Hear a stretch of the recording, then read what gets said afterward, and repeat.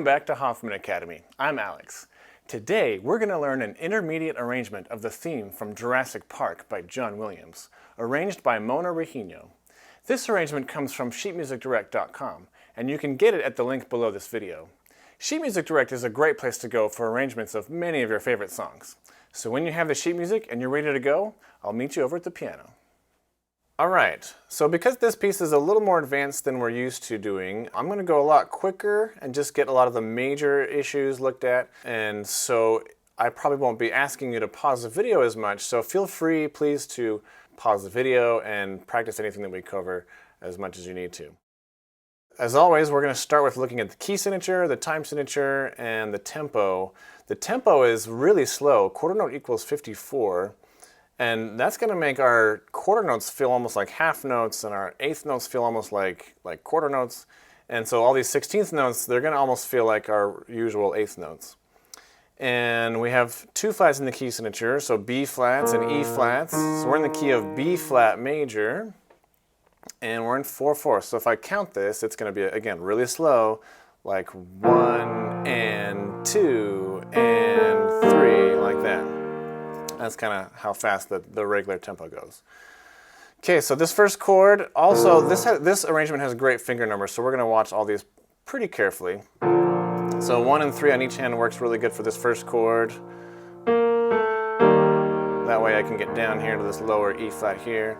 Switching to finger 2, because I have this higher E flat coming up. And then finger 2 down here, because I have this low F down here. So, great fingerings. Let's do that one more time. Here's from the beginning. And 2, 3, and 4. And 4. And 4. Now here, 5 and 2. Works great going into this chord. This is a 6/4 measure, by the way.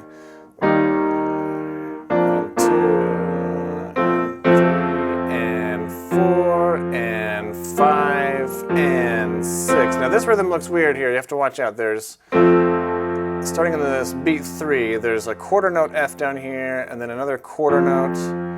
And then when this comes in, it's an eighth note. So counting that again, that's 1, and 2, and 3, and 4, and 5, and 6. And there's a big crescendo there, and then we have a rest. And 2. E flat major chord here.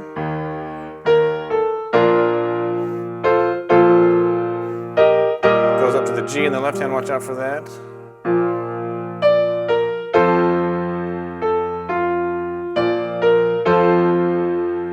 My second finger here, and the 5 and the 1.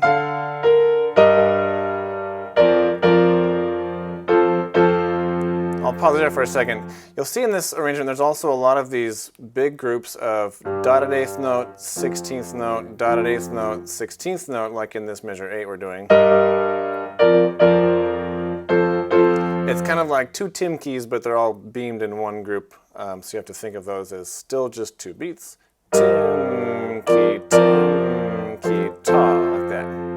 Let's go on, measure 9, or pick up to measure 9, starting with my second finger on this F because I have this low B flat coming up.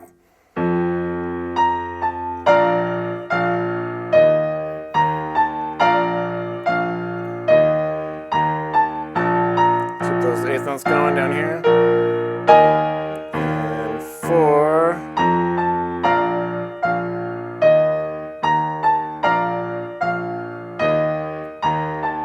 Good. I want to pause on that real quick. This is a little tricky, this 5th finger to 4th finger to this chord here. So if that's a little tricky, you'll definitely want to pause that, because what's going to be tricky is going smoothly. I imagine some of you are going to be tempted to make it a separate thing, but if you can, you'll want to make that a really smooth transition. If it's still tricky, try curling your fingers a little bit. So flat fingers are going to make that really difficult. See that? So those curved fingers are going to help there. Okay, now we made it to measure 12. Now here, at measure 12, I'm going to show you a really cool strategy for practicing that I like to use a lot. And so I'm actually going to get into the sheet music, and starting at measure 19, we're going to work backwards from measure 19 back to this spot at measure 12. All right, we're going to work backwards from measure 19 right here. And this is a lot like, if you notice, measure 8 back on the first page. And what I'm going to use are these sticky notes. And I do this as a way to stop myself. I notice sometimes I and my students get tempted to keep on going when we're getting excited about learning, but we're going to stop right there. And I'm going to use another sticky note to decide where I'm going to start. And I can start on as little a piece of music as I want, or even bigger. And I'm going to start here just to remind myself how this section goes. And this reminds me that's all that I'm working on. So this, again, sounds like this. So I worked on that back in measure 8. So what I'm going to do is I'm going to put my starting sticky note back here. Now I can do this right here and just give myself one extra beat. Just like that. And maybe I'll even put my closing right there, because I already know that other section. And I can just practice this spot from there to there as many times as I need until I get it. Now here's a cool trick. I can also block off just one hand. So it's not totally like doing hands separate. It's hands separate just for a little bit, and then I'll do hands together starting here again. So I'll play this section. This is that high C right there. And I can work on that just right hand. And my left hand is ready to go over here again.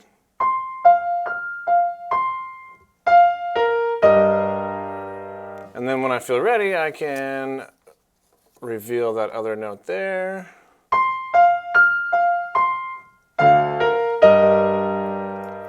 And I can keep repeating that as many times as I need until I feel really good about it. And then I can start moving my sticky notes back. And this time I'm going to reveal just a little bit of this left hand right there, starting with this F and the D. And I'm going to add in this right hand here. And take my time. And I can keep stopping there. Now I can keep working this way, and I can maybe add a few more left hand notes. I'm going to kind of block myself off. And you can use sticky notes or bookmarks or pieces of paper, or if you can just not use them and use your imagination and remember where you're going to start and stop. But I like this because then I can say I'm not going to move these sticky notes until I know I've got this part figured out and I can play it really well.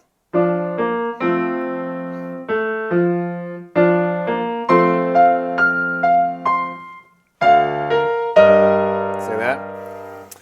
And this is a great way to practice for me and my students because sometimes if we always start a song from the beginning and then work our way forwards, we get really good at the beginning because we keep playing from the beginning, but then we get less good as we go along. This way, I'm going to be really good at this spot because I'll play it more times.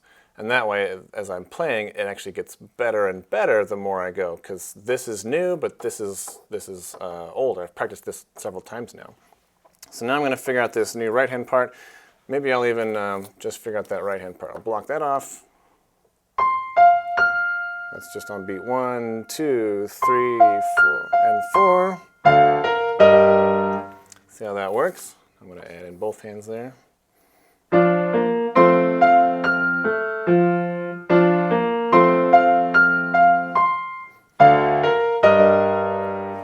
Great, now sometimes you'll go along and you'll decide, maybe I really need to work on this spot. So you can move this. This is really great. You can just say, oh, I'm going to work on just that spot now. And this is a great way to isolate those really tricky spots. Now here, I want this melody to come out, so I'm going to try to bring this out extra. I'm going to practice this left hand first by itself. I want to make sure that's really loud, and I want to make sure this in the right hand is a little softer.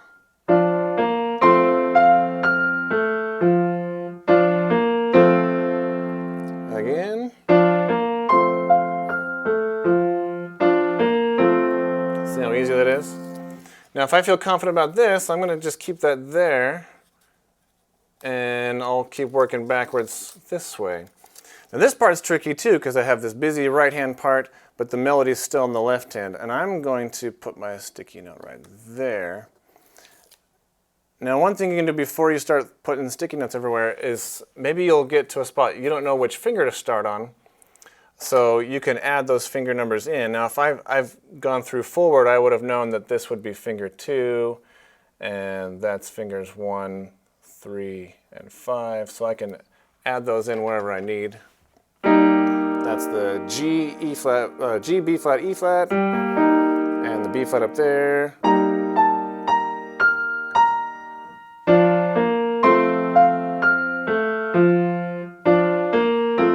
See how that works? Here we go one more time. Find my chord there, starting point there.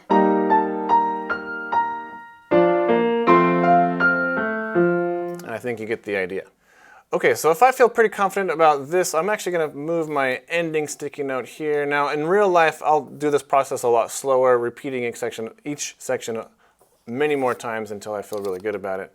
So now I can work backwards, not even just one beat at a time. I can move back just one note if I feel like it helps. So this is that same chord again. I'm going to use the same fingers. That's going to be finger 5 on that high F.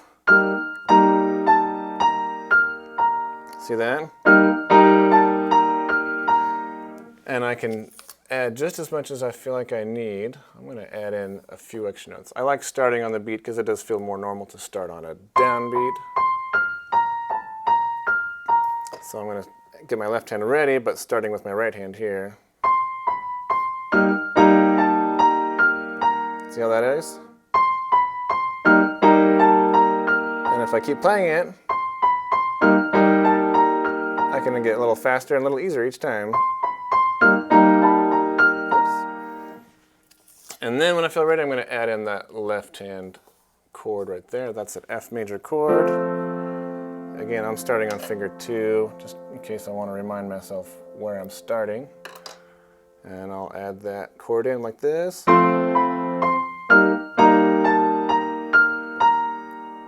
And sometimes I'll find like maybe this isn't really the hard part, maybe it's getting this moved over there. So maybe I can add another sticky note here and just get that part really comfortable. Make sure I get that motion from the F chord to that E flat major chord.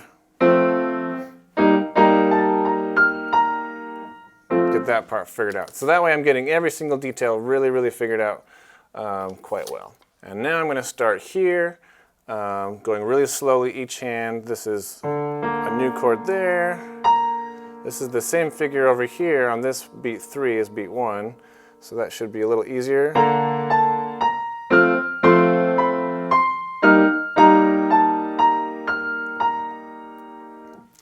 Great. Okay, so keep working with this technique until you get all the way back to where we left off at measure 12. And I'll go back there and just play through slowly that whole section and then keep going on to the third page.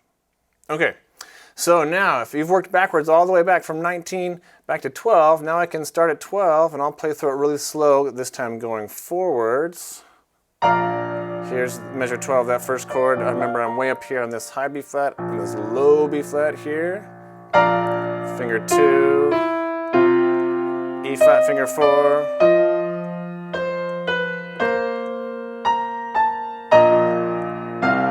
Now here, remember there's there's a B flat up here that's a half note, and I have to keep holding that, even though I'm changing this stuff going on in my thumb and second finger.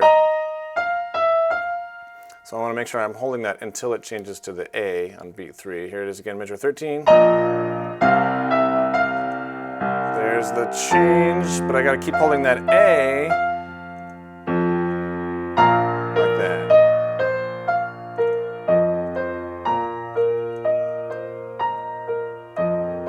Now this time I'm holding the D in my thumb while I'm moving these other fingers. I can change it there.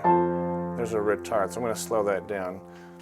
And then there's an actual rest in both hands, so I'm going to lift both hands so that this melody really comes out.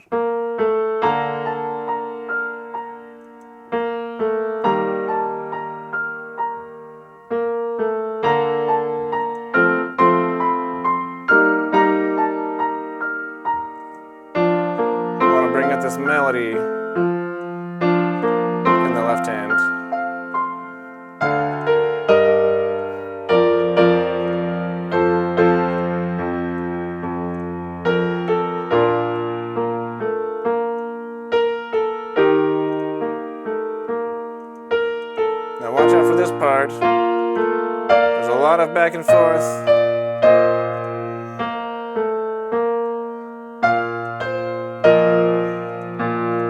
I'm going slow here. Now this chord is really cool. It's A flat to F, A flat, C, and E flat there. And then notice this next part is 8VA, which if you remember means an octave higher. So it looks like it's this F, but it's actually this F up here. For just that quick moment. So I'll play this measure again. Now watch me move up right here. And then back down, because that's all there is for the 8VA. Finger 2 of this works really well. So that I can get to my finger 5 up there. Some more Fs. And this is a lot like before.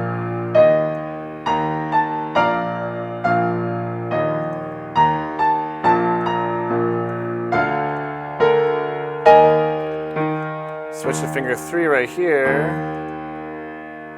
so that I can get down again to that B flat.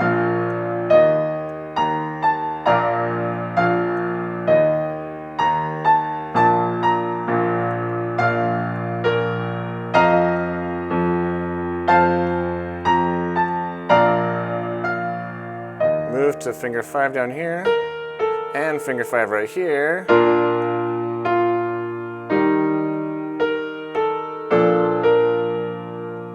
Both hands out, 2, 1.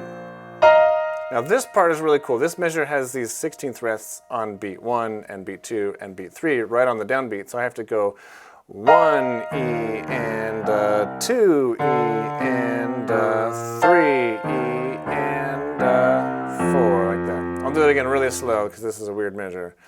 1 E flat and rest. And then right away to the right hand. And there's that B flat chord again. Now this is a tricky rhythm here too, because this is beat 1, 1 and 2. So that happens right on beat 2, 2, and then move my hand down for beat 3. But notice on that B flat, that's when the left hand changes to the E flat. So I'm gonna go from that first beat, 1 and 2, get the left hand ready, 3, there, 4, just like that. That's beat 1, and then starting on beat 2, I have this slow, nice, gentle arpeggiation up there. Now another 8VA, so this octave is way up there. Okay, now I'm going to play through the entire thing without stopping, with all the rhythms and notes and everything included. So go ahead and just follow along in your sheet music, and when you're ready, then you can go back and play along either with right hand or left hand or even both hands.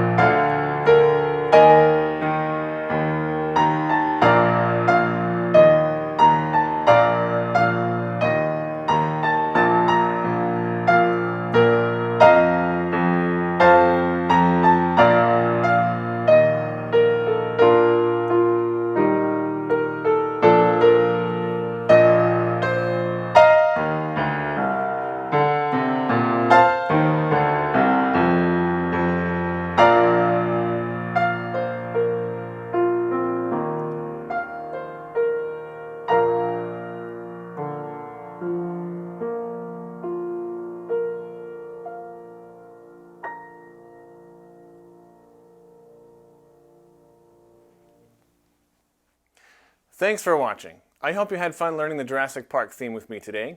Be sure to come back for more awesome lessons and tutorials of your favorite songs. And for a more complete music education, check us out at HoffmanAcademy.com. Happy practicing!